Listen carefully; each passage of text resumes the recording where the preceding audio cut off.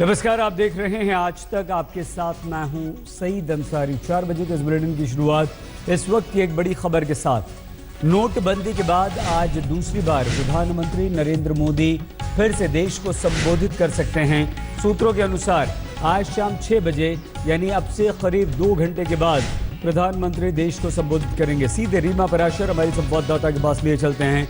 रीमा, कितनी इस बात की संभावना और कैसे? देखिए सईद, आज शाम को 6 बजे संसद के ही जो बालयोगी सभागार है वहां पर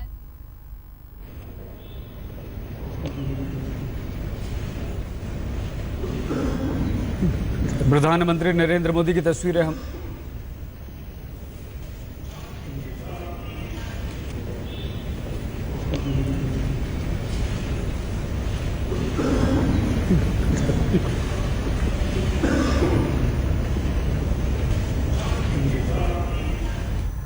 तो नोटबंदी के राजनीतिक विरोध और संसद में जारी गतिरोध पर चर्चा के लिए बीजेपी संसदीय बोर्ड की बैठक में प्रधानमंत्री नरेंद्र मोदी भावुक हो गए। उन्होंने पार्टी के लोगों से अपील की कि वो नोटबंदी को सर्जिकल स्ट्राइक न कहें।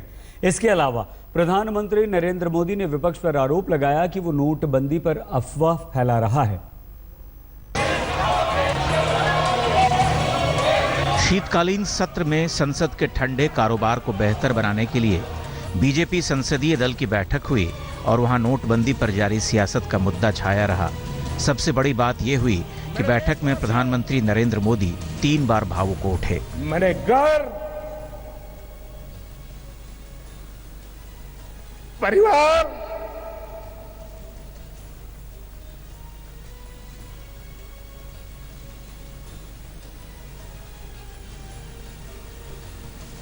सब कुछ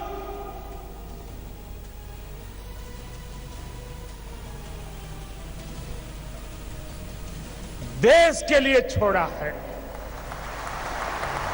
उन्होंने कहा, हम यहाँ निजी हित के लिए नहीं आए हैं, हम यहाँ गरीबों का कामकाज करने आए हैं जो पिछले 70 साल में उपेक्षित रहे हैं। गरीब भ्रष्टाचार, कालाधन और आतंकवाद से पीड़ित रहे। हमें गरीबों और आम लोगों के लिए काम करना है। ये तो सिर्फ शुरुआत है, अभी उनके लिए और फैसले लिए जाएंगे। बीजेपी संसदीय दल की बैठक में आज प्रधानमंत्री नरेंद्र मोदी के भाषण पर सबकी निगाहें लगी थीं। जाहिर है कि जिस तरह से नोटबंदी के इशू पर दोनों ही सदन इस वक्त काम नहीं कर रहे हैं, विपक्ष का हंगामा जारी है। विपक्ष ने सरकार को घेरने की पूरी तैयारी लगातार की हुई है और इन सब बातों को लेकर प्रधानमंत्री नरेंद्र मोदी आज एक बार नहीं बल्कि अपनी पार्टी के सांसदों के सामने लगातार 3 बार भावुक हुए, जब उन्होंने गरीबों का जिक्र किया और किस तरह से नोटबंदी के इस पूरे मामले को गरीबों के साथ जोड़ने की बात हो रही है। ये बात कहते कहते प्रधानमंत्री का गला रुंधाया। प्रधानमंत्री नोटबंदी के लिए सर्जिकल स्ट्राइक शब्द के इस्तेमाल से भी आहत नजर आए। उन्होंने कहा, पार्टी के नेता सर्जिकल स्ट्राइक शब्द से बचें। विपक्ष ऐसा कह सकता है जो इस मुद्दे पर सिर्फ अफवाह फैला रहा है। सर्जिकल स्ट्राइक तो सिर्फ सैनिक ही कर सकते हैं। ये कालाधन, आतंकवाद और नशे के कारोबारियों के खिलाफ एक कदम है। नरेंद्र मोदी के भावुक होने पर राहुल गांधी ने तंज कसा है। उन्होंने कहा है कि इतने ही भावुक हैं तो संसद में क्यों नहीं बोलते प्रधानमंत्री। तो फिर प्रधानमंत्री पार्लियामेंट में क्यों नहीं आते? पार्लियामेंट में आके क्यों नहीं बोलते? टीवी पे बोल सकते हैं, पॉप कॉन्सर्ट पे बोल सकते हैं, पार्लियामेंट के अंदर क्यों नहीं बोल सकते हैं? नरेंद्र मोदी ने लोगों से भी सीधी राय देने की अपील की है। उन्होंने ट्वीट किया है कि करेंसी नोट पर होने वाले सर्वे में वो हिस्सा लें। इस सर्वे में 10 सवाल पूछे गए हैं। इससे पहले संसदीय दल की बैठक खत्म होने के बाद पार्टी ने साफ किया कि सरकार का कदम ऐतिहासिक है, जिसे उठाने के लिए बहुत हिम्मत चाहिए। आज भारतीय जनता पार्टी की संसदीय दल की बैठक में सर्वानुमति से माननीय प्रधानमंत्री नरेंद्र भाई मोदी जी का इस जो ऐतिहासिक निर्णय 8 नवंबर को किया गया, भ्रष्टाचार, कालाधन, जाली नोट और आतंकवाद के खिलाफ संघर्ष करने का, उसका स्वागत और सम्मान कर करके पूरा समर्थन करने का निर्णय किया गया। नरेंद्र मोदी इससे पहले भी भावुक हो चुके हैं। नोटबंदी का फैसला लेने के बाद प्रधानमंत्री गोवा में भी भावनाओं के आगे टूट गए थे। परिवार, सब कुछ देश के लिए छोड़ा है। दिल्ली से रिमा पराशर के साथ आज तक ब्यूरो। प्रधानमंत्री नरेंद्र मोदी ने देश की जनता से 10 सवालों के जवाब मांगे हैं और ये नोटबंदी पर तमाम सवाल हैं। पूछा है कि क्या आप मानते हैं कि भारत में काला धन है, और इसके लिए ऑप्शन दिए गए हैं। ये प्रधानमंत्री नरेंद्र मोदी ऐप पर आपको जाना है और हाँ या नहीं में टिक करना है। ये पहला सवाल था कि क्या आप मानते हैं कि भारत में काला धन है, हाँ या नहीं में आपको एक टिक करना है। इसी तरह दूसरा सवाल, क्या आप सोचते हैं कि काले धन और भ्रष्टाचार से लड़ना और इसे खत्म करना जरूरी है। यहाँ भी आपको विकल्प यानी कि ऑप्शन दिए गए हैं। काले धन से निपटने के लिए सरकार के कदम को आप कैसे देखते हैं। यहाँ भी आपको 3 विकल्प दिए गए जो हम यहाँ आपको नहीं दिखा पा रहे हैं, लेकिन अगर आप ऐप पर जाएंगे तो मिलेंगे। भ्रष्टाचार के खिलाफ मोदी सरकार के अब तक के प्रयासों पर आपकी राय क्या है। यहाँ भी आपको ऑप्शंस दिए गए यानी कि विकल्प आपके पास हैं। 500,000 के पुराने नोट बंद करने के सरकार के फैसले पर आपकी राय क्या है। आपको 3 यहाँ पर ऑप्शन मिलेंगे, उसमें से एक आपको टिक करना है कि आपकी राय है क्या। छठा सवाल, आपको लगता है कि नोटबंदी से काले धन, भ्रष्टाचार और आतंकवाद पर लगाम लगेगी, हाँ या ना में आपको जवाब देना है, टिक करना है हाँ या ना। 7वां सवाल, नोटबंदी से रियल एस्टेट, उच्च शिक्षा, स्वास्थ्य सेवाएं आम आदमी की पहुंच में होंगी। अगर आपको ऐसा लगता है तो आपको ऑप्शन यहाँ पर भी दिए गए हैं, यहाँ पर आपको टिक करना है। क्या आतंकवाद, काला धन, भ्रष्टाचार पर हमारे कदम से हुई असुविधा से आपको दिक्कतें हैं। आपको 3 ऑप्शन दिए गए हैं, हाँ नहीं, हाँ थोड़ी दिक्कत हुई है लेकिन ये ज़रूरी था। ये ऑप्शन भी आपके पास यहाँ पर मौजूद रहेगा।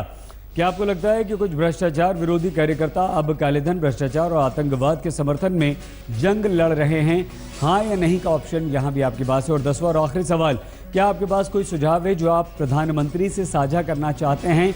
यहाँ आपके पास ऑप्शन नहीं है, विकल्प नहीं है, यहाँ आपके पास 2000 शब्दों की सीमा है। आप लिख सकते हैं काफ़ी, जो आप चाहें 2000 शब्दों तक वो आप लिख सकते हैं। तो प्रधानमंत्री नरेंद्र मोदी लगातार आज भावुक हुए हैं, लेकिन उन पर विपक्षी दलों ने निशाना साधा है। बीजेपी ने कहा है कि प्रधानमंत्री गरीबों के लिए सोचते हैं और उन्हीं के लिए काम करते हैं, तो कांग्रेस की तरफ से दिग्विजय सिंह ने प्रधानमंत्री पर निशाना साधा है। कोई भी प्रधानमंत्री हो, जब जनता परेशान होती है तो भावुक होना स्वाभाविक है, लेकिन ये भावुकता का प्रदर्शन केवल अपनों के बीच में क्यों करते हैं, जनता के बीच में जाके करें। जो जनता परेशान हो रही लाइनों में खड़ी है उनके सामने जाके करें। राज्यसभा, लोकसभा में जनप्रतिनिधियों की बात सुनकर उसका माकूल जवाब दें। भावुक होना ही है तो संसद में हो, संसद की बैठकों में हो। देखिए, हमारे प्रधानमंत्री गरीबों के लिए प्रामाणिक रूप से महसूस करते हैं। याद करिए, इसी सेंट्रल हॉल में देश का चुनाव जीतने के बाद वो आए थे और उनको नेता चुना गया तो उन्होंने क्या कहा था, मेरी सरकार गरीबों के लिए जिएगी, गरीबों के लिए मरेगी। और काले धन पर सख्त कार्रवाई से सबसे फायदा गरीबों को होगा। सरकार के हाथ में पैसे आएंगे, बैंकों में पैसे आएंगे, भ्रष्टाचारी मिडिलमैन खत्म होंगे, तो सबसे फायदा गरीबों को होगा। बीजेपी संसदीय दल की बैठक में वित्त मंत्री अरुण जेटली ने कहा है कि नोटबंदी से गरीबी मिटाने में मदद मिलेगी। उन्होंने फैसले को देशहित में बताते हुए कहा कि यह हिम्मत भरा फैसला है। साथ ही उन्होंने लोगों से अपील की कि ईमानदारी से अपना टैक्स भरें। हर सामान्य नागरिक को और ईमानदार आदमी को लगता है कि कम से कम एक निर्णय हिंदुस्तान में हुआ, और शायद पिछले 70 साल में ऐसा निर्णय नहीं होगा, जिसमें उसकी ईमानदारी के ऊपर प्रीमियम रखा गया। और उसको लगता है कि जो भ्रष्ट व्यक्ति थे और व्यवस्था में भी जो कमजोरियां आई थी, उसको परिवर्तित करने का ये निर्णय एक बहुत बड़ा कदम उठाएगा। ये कितना बड़ा निर्णय है और इसके लिए कितनी हिम्मत चाहिए सरकार को।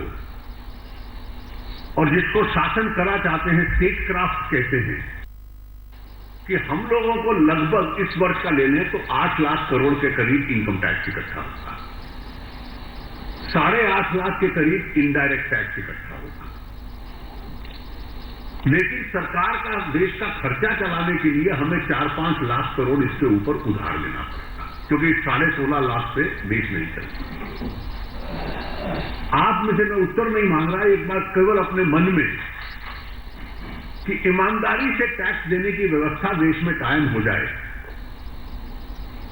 तो ये जो 2 आंकड़े दिए हैं इसकी तुलना में कितना होगा, उसका अंदाजा आप लगा सकते हैं। और स्वाभाविक था कि जब करेंसी बदली जाएगी तो पहले कुछ दिन लाइंस लगेंगी, धीरे धीरे कम होती गई। अब हमारा प्रयास है कि जैसे शहरी क्षेत्रों में थोड़ा सामान्य स्थिति बढ़ रही है, तो अगले कुछ दिन केवल ग्रामीण क्षेत्रों के ऊपर अधिक हमारा कंसंट्रेशन हो, क्योंकि रबी का सोइंग सीजन है। नोटबंदी पर सत्ता पक्ष और विपक्ष के बीच घमासान जारी है, तो परिणाम संसद ठप है। लोकसभा की कार्यवाही नहीं चलने पर लोकसभा अध्यक्ष सुमित्रा महाजन ने चिंता जताई है। मैं कोशिश करती हूँ कि कम से कम क्वेश्चन आवर चलाऊँ, ये मेरी कोशिश रहती है। आज वो भी नहीं मैं ज़्यादा चला पाई, दुख है मुझे इसका, क्योंकि क्वेश्चन आवर मैं मानती हूँ सदस्यों का ये रहता है, उनकी मेहनत रहती है, इसलिए मैं कोशिश करती हूँ। तो मुझे मेरी इच्छा पूछो तो यही है, सदन चलना चाहिए। जो भी देश के सामने हम आते ही यहाँ इसलिए है कि देश के सामने जो भी समस्या हो उसकी चर्चा करने।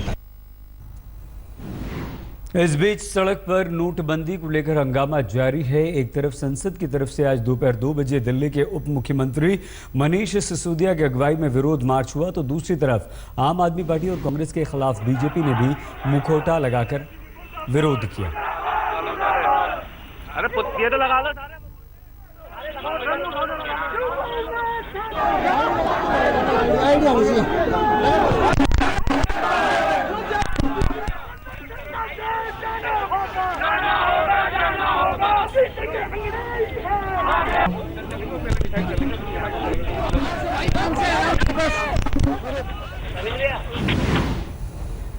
तो ये मार्च किया गया और धरना प्रदर्शन भी वहां पर हुआ है, लेकिन इस बीच सड़क पर घमासान जारी है। आम आदमी पार्टी और कांग्रेस के विरोध के पलटवार के तौर पर बीजेपी ने दिल्ली में प्रदर्शन किया है और ये प्रदर्शन लगातार चल रहा है। फिलहाल रुख अगली खबर का। पंजाब में आम आदमी पार्टी की रैली से अजीब और गरीब घटना हुई। मोगा में केजरीवाल का अपने ही कार्यकर्ताओं ने विरोध किया।